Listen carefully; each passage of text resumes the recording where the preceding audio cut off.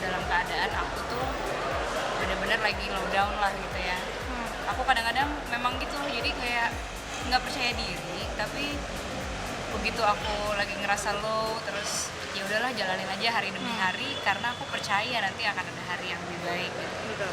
Nah kemudian aku keluarin lagu tersebut dan kebetulan lagu itu aku jual juga di dalam bentuk NFT.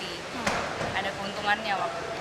Nah aku kan juga beberapa kali tuh ya bertahun-tahun adalah kegiatan sosial yang rutin aku lakukan. Tapi memang bidangnya biasanya tuh kalau nggak untuk bencana alam atau untuk anak-anak misalnya penyandang kanker, disabilitas dan yang lainnya. Aku pengen punya, dari dulu tuh emang kepengen banget punya kontribusi di dunia pendidikan sebenarnya gitu. Karena aku merasa itu kayak adalah amal jariah, terus aku merasa kayak memang untuk punya kontribusi memperbaiki kayak negara ini dalam konteks misalnya pengentasan kemiskinan, kesejahteraan segala macam ya harus dimulai dari gerakan yang paling grassroots gitu. Maka dari itu aku waktu itu punya inisiasi gimana kalau misalnya dari keuntungan NFT tadi aku buat modal, aku bikin sekolah gratis di Kampung Pemulung gitu. Tahun lalu tuh aku bikin sekolah gratis di Kampung Pemulung di Pondok Kopi gitu. Nah awal tahun ini di bulan Januari kemarin udah wisuda. Nah waktu wisuda nih aku juga kalau setiap cerita wisuda tuh aku merinding banget karena waktu pertama kali ketemu sama anak-anak pemulung ini ya mereka pakai baju mulung gitu kan. Nah waktu wisuda tuh pakai batik, ada ijazahnya gitu kan, ada ya banyak lah atributnya mereka gitu ya. Itu membuat aku benar-benar kayak rasanya tuh merinding banget gitu. Dan kita sekarang baru aja meresmikan yang batch keduanya di Kampung Pemulung di Joglo gitu. Jadi ini sekolah gratis untuk mereka setara dengan SD, SMP, SMA. Jadi memang sekolahnya ini kejar paket karena rentang usia dari para penerima manfaatnya itu juga walaupun namanya sekolah anak percaya, tapi semuanya tuh bukan usia anak-anak gitu. Nggak semuanya usia anak-anak. Jadi rentangnya ada dari yang 7 tahun sampai 60 tahun pun ada.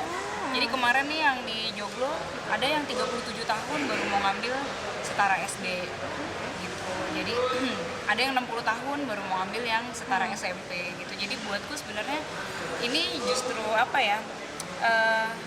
ya membuktikan bahwa ternyata yang namanya proses belajar tuh tidak mengenal usia gitu. Ketika mereka merasa membutuhkan ya mereka akan mencari ilmu itu. Sebenarnya jadi sampai sekarang sebenarnya aku tuh juga belum punya mitra untuk kayak mendanai ini gitu. Jadi sebenarnya bisa dibilang ini dari dana pribadi dan urunan teman-teman gitu ya. Sebenarnya jadi kalau misalnya mau dibilang aku kepengennya sih lebih banyak ya lebih baik, berarti kan mencakup lebih banyak orang lagi gitu. Tapi pasti banyak keterbatasan ini itu gitu untuk proses belajar mengajar yang ada di sekolah ini. Dibilang berhasil juga, maksudnya aku nggak tahu tolak ukur keberhasilannya, tapi bahwa mereka lulus dengan ijazah itu iya gitu. Dan mereka tuh perlu ijazah itu. Untuk apa?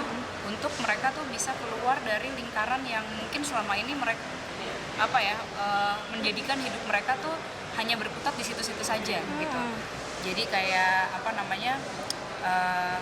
ya udah kayak mereka lahir di daerah pemulung, kemudian mungkin jodohnya juga dari sekitar situ, nanti menikah, terus anaknya lahir di sana dan ya udah berkutat di situ-situ saja gitu. Jadi aku merasa ijazah ini memang diperlukan gitu untuk mereka untuk bisa berkarya di dunia. Senang banget sih, mereka paling enggak tuh mereka bisa melamar kerjaan ke tempat yang selama ini mereka tidak pernah pikirkan gitu.